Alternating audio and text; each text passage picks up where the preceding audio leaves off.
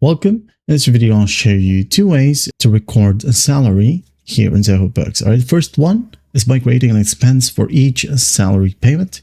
And the second one is by recording a payroll journal entry. Okay, so the first option, creating an expense for each salary payment. So go to the left panel and click on Purchases. Right here, click on Expenses. Now what you'll do is just click on the plus sign right here at the top right. Now go ahead and select the expense account. Make sure that you look for salaries and employees right here. Salaries and employee wages. Click on it. Now go ahead and enter the amount. Let's say maybe 1,000. Is it tax inclusive or exclusive?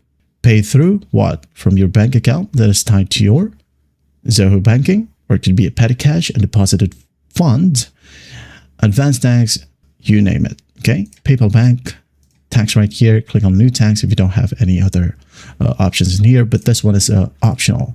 You go ahead and add a vendor as well, reference number and some notes, and the customer name. Let's say I'm just going to go and select Ryan Tristan right here, and select the project as well if you have a list of projects.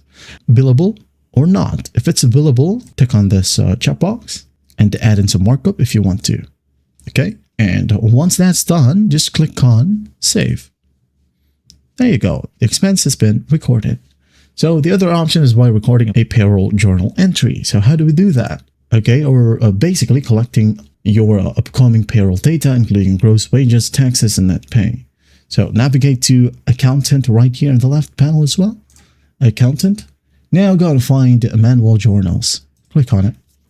Now here, just create a journal, or right here at the top right. Now here we have our journal entry.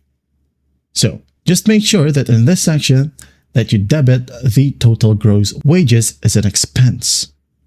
Okay. Also, you credit the liabilities, for example, payroll taxes, something like that, and a net pay account. Okay.